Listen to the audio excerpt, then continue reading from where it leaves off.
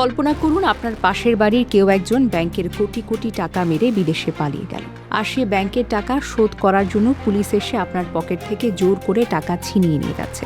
ভাবছেন এটা কোনো সিনেমার গল্প? না, এটা এখন বাংলাদেশের রূঢ় বাস্তবতা। আর এর ফলে কি ঘটতে যাচ্ছে শুনলে আপনি শিউরে উঠবেন। IMF বা আন্তর্জাতিক মুদ্রা তহবিল পরিষ্কার করে জানিয়ে দিয়েছে তারা বাংলাদেশকে আর কোনো ঋণ দেবে না। বাংলাদেশের অর্থনীতি যখন টালমাটাল, তখন বিশাল ঋণের কিস্তি আটকে গেছে ওয়াশিংটনে। কিন্তু কেন আমাদের এই চরম বিপদের দিনে বিশ্বব্যাংক বা IMF পিঠ ফিরিয়ে নিল? উত্তরটা শুনলে আপনার রক্ত গরম হয়ে যাবে।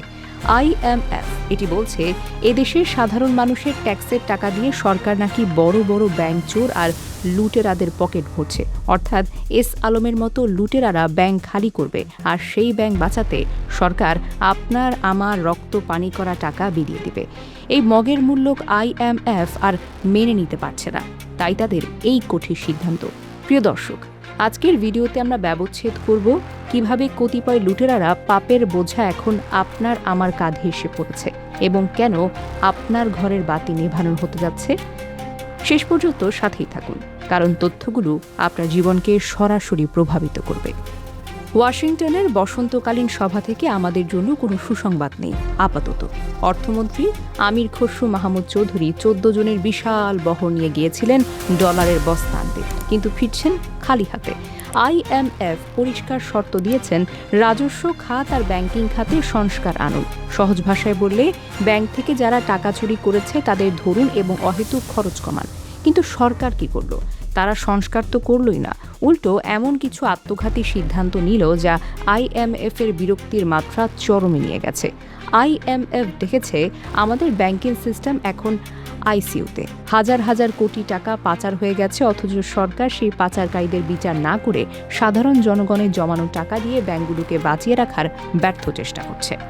IMF এর প্রশ্ন তুলেছে, জনগণের ট্যাক্সের টাকা কেন ব্যাংকের লোকসান মেটাতে ব্যয় হয়? কেন একজন কৃষক বা একজন সরকারি চাকরিজীবীর বেতনের টাকা দিয়ে লুটেরাদের গর্ত ভরাট করা হবে? এই অন্যায়ের প্রতিবাদেই তারা ঋণের পাইপলাইন বন্ধ করে দিয়েছে। সবচেয়ে বড় ধাক্কাটা কেন লাগছে জানেন? এস আলমের গ্রুপের কারণে। গত সরকারের আমলে এই এক গ্রুপ পুরো ব্যাংকিং সেক্টরকে গিলে খেয়েছিল।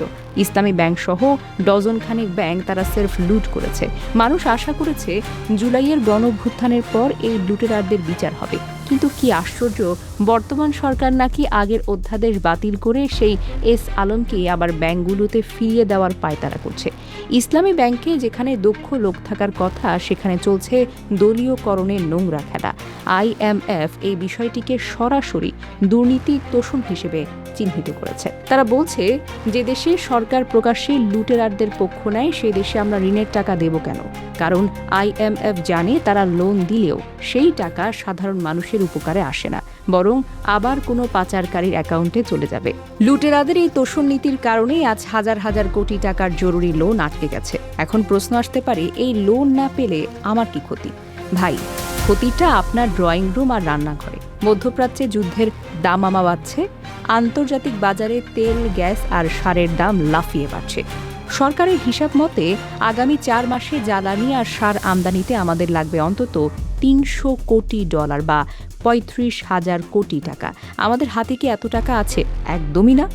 এখন IMF যদি এই টাকা না দেয়, তবে বিদেশ থেকে তেল আর আসবে না।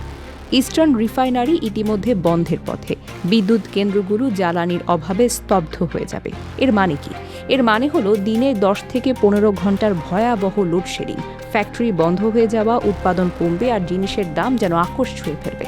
আপনি যখন বাজারে গিয়ে দেখেন 1 লিটার তেলের দাম 250 টাকা ছাড়িয়ে গেছে, কিংবা বাচ্চার জন্য দুধ কিনতে পারছেন না, তখন মনে রাখবেন এই কষ্টটা আপনার পাওনা ছিল না। এই কষ্টটা আপনাকে দিচ্ছে সেই লুটেরারা, যাদের রক্ষা করতে গিয়ে সরকার আজ আন্তর্জাতিক মহলে একঘরে হয়ে গেছে। আরও বিরক্তিকর হচ্ছে আমাদের পলিসি মেকারদের কাণ্ড। যখন দেশ তেলের অভাবে অচল হওয়ার উপক্রম, যখন ডলারের অভাবে রিজার্ভ তলানিতে, আর আমাদের নীতি নির্ধারকরা কি করছেন? তারা ব্যস্ত আছেন কার্ড বিতরণে। কৃষক কার্ড, ফ্যামিলি কার্ড, খেলোয়াড় কার্ড, আরও যে কত রকমের কার্ড। আসলে এগুলো হলো এক ধরনের আফিম, মানুষকে এক মুহূর্তের জন্য শান্ত রাখা। কার্ড দিয়ে কি তেল কেনা যায়? কার্ড দিয়ে কি বিদ্যুৎ উৎপাদন করা যায়? আন্তর্জাতিক বাজারে লোন পেতে হলে কার্ড লাগে না, লাগে স্বচ্ছতা আর সততা।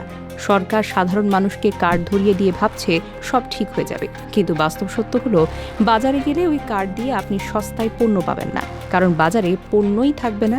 সাধারণ মানুষের পকেটে এখন টাকা নেই, ব্যাংকে টাকা রাখলে ফেরত পাওয়ার কোনো নিশ্চয়তা নেই। আমাদের অর্থনীতি এখন একটি তাসের ঘর, যা যে কোনো মুহূর্তে যে কোনো সময় ভেঙে পড়তে পারে। সময় ফুরে আসছে। আমাদের অর্থনীতি এখন এক ভয়াবহ সুনামির সামনে দাঁড়িয়ে। যদি এখনই এই লুটেরাদের হাত থেকে ব্যাংকগুলোকে মুক্ত করা না যায়, যদি এস আলমের মতো গোষ্ঠীগুলোকে তোষণ করা বন্ধ না করা হয়, তবে IMF এর এই না আমাদের শ্রীলঙ্কার চাইতেও ভয়াবহ পরিণতির দিকে নিয়ে যাবে। মনে রাখবেন, কোনো সরকারই চিরস্থায়ী নয়, কিন্তু তাদের ভুল সিদ্ধান্তের মাসুল গুনতে হয় আপনার আমার মতো সাধারণ মানুষগুলোকে। আমি আজ শান্তিতে ঘুমাচ্ছি, কিন্তু কাল সকালে উঠে হয়তো দেখবেন আপনার জমানো টাকার কোনো মূল্যই নেই। আরও ভয়াবহ ব্যাপার হচ্ছে, লুটেরারদের এই দায়ভার কেবল লোডশেডিং বা তেলের দামে সীমাবদ্ধ নয়, এটি আপনার সারা জীবনের জমানো সঞ্চয়ের উপর একটি নীরব ডেথ ওয়ারেন্ট। যখন IMF ঋণ দিতে অস্বীকার করে, তখন আন্তর্জাতিক বাজারে দেশের কারেন্সি বা টাকার মান হুহু করে পড়ে যায়। মুদ্রার এই অবমূল্যায়নের ফলে সৃষ্টি হয় হাইপার ইনফ্লেশন বা লাগামহীন মূল্যস্ফীতি। সহজ করে বলি, আজ আপনি কষ্ট করে যে 1000 টাকা ব্যাংকে রেখেছেন, মাস দুয়েক পর 1000 টাকা দিয়ে আপনি হয়তো বর্তমানের 500 টাকার সামান্য পণ্যও কিনতে পারবেন না। অর্থাৎ আপনি চুরি না করেও আপনার পকেট থেকে টাকা গায়েব হয়ে যাবে। যখন সরকার ঘাটতি মেটাতে দেদারসে টাকা ছাপাবে, তখন বাজারে পণ্যের সরবরাহ কমবে, কিন্তু টাকার মান কাগজের টুকরোয় পরিণত হবে। লুটেরারা টাকা পাচার করে বিদেশে বিলাসবহুল জীবনযাপন করবে, আর দেশের ভেতর আপনি তিলে তিলে মরবেন। আপনার তিলে তিলে গড়া সঞ্চয় চোখের সামনে মূল্যহীন হয়ে যাবে। এটি কেবল অর্থনৈতিক সংকট নয়, এটি সাধারণ মানুষের ভবিষ্যতের ওপর এক পরিকল্পিত আঘাত। এমন চলতে থাকলে আমাদের ভবিষ্যৎ অন্ধকারে ডুবে যাবে নিশ্চয়ই। আমাদের নীতি নির্ধারকরা কার্ড বিতরণের নেশায় বুঁদ হয়ে থাকলেও আসল বিপদ ঘনিয়ে আসছে দেশের কলকারখানাগুলোতে। ডলার সংকটের কারণে কাঁচামাল আমদানির জন্য ব্যাংকগুলো LC খুলতে পারছে না।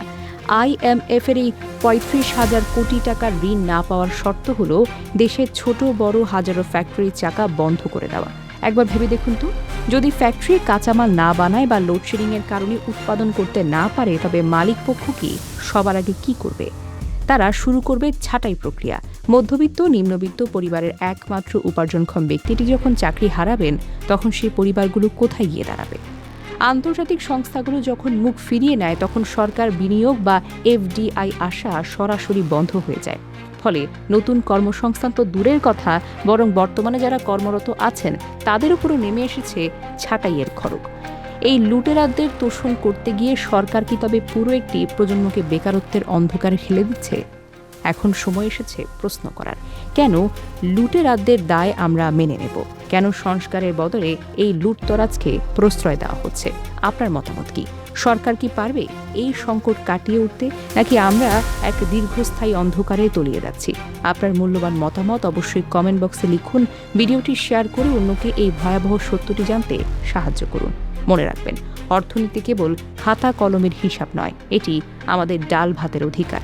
যখন ন্যায় বিচার হারিয়ে যায় এবং লুটেরারদের পুরস্কৃত করা হয়, তখন তার মাসুল দিতে হয় আমার, আপনার, আমাদের সকলকে। নীরবতা ভেঙে এখনই সচেতন হওয়ার সময়, নয়তো আগামী দিনের হাহাকার থামানো কারো পক্ষে কখনোই সম্ভব হবে না।